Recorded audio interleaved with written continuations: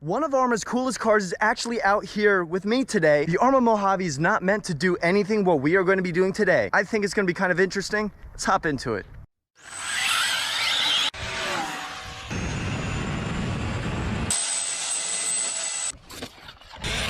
Whoa!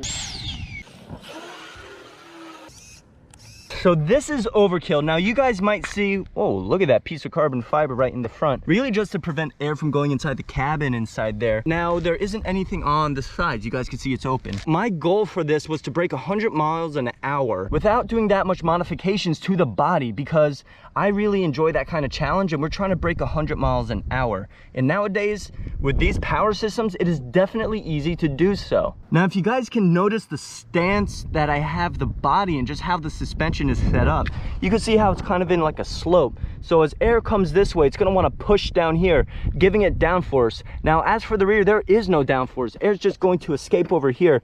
So I really hope we're not going to be loose in the rear end, but I wanted to run this vehicle just as is without any modifications, attempting 100 miles an hour. And if you guys haven't done so, be sure to follow Innovation RC on Instagram. We'll have more pictures, videos, and other awesome things that you won't see on YouTube.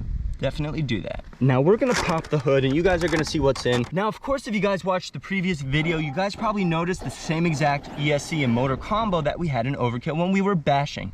And that had absolutely a ridiculous amount of power. So why don't we refine that power and put it to the ground? Hopefully everything can be put to the ground if we have enough downforce, that is. But I honestly have no idea how this body is going to react at speed.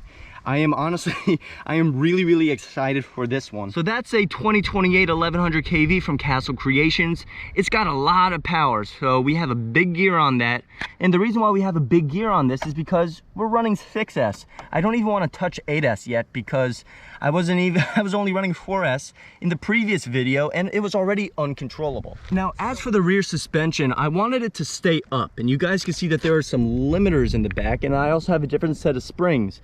Those are actually the Neuro Hot Racing springs that I've had for like 3 or 4 years. And I have a couple of the large nuts that you can get from Home Depot, pretty much to limit it. If downforce is going to be pushing in the rear at speed, you don't want the rear to squat because it's going to raise the front end. Because this vehicle does this quite well on its own.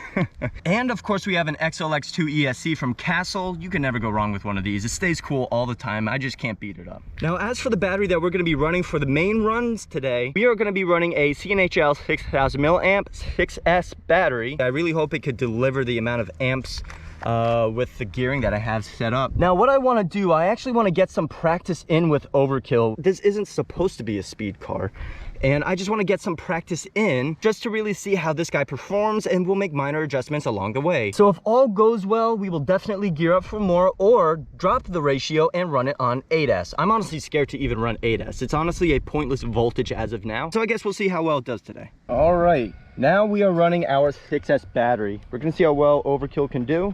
See if he's got it.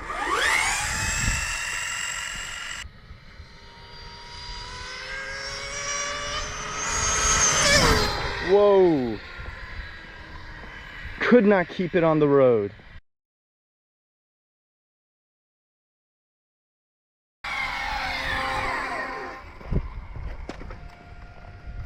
$87 miles an hour, and we weren't anywhere near full throttle. I'm gonna try to get a longer pull on it.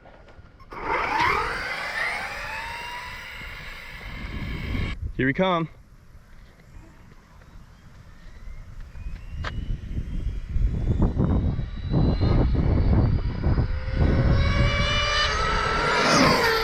Oh my God, that body is just not making it easy.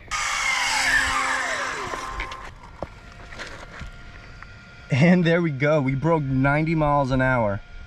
That was really a struggle. We're gonna do a third try now. I'm really wanting to get used to it.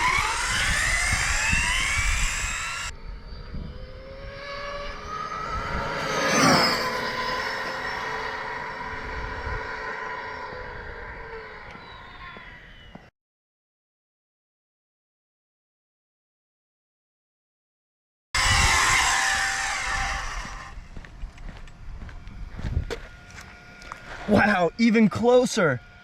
96 miles an hour. Jeez. Let's check our temperatures.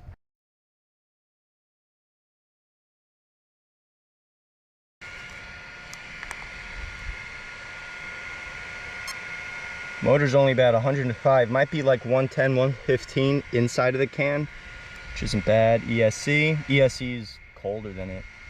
ESC's just breaking like 100, barely. The front, maybe in the heat sinks a little bit. Yeah, ESC is still not even, it's not even hot yet. Guys, if you enjoyed this video, be sure to hit the like button and subscribe below for more. So it's about 92 degrees out of here. I'm trying to make these videos as quick as possible. Yeah, so stay safe and have a good one.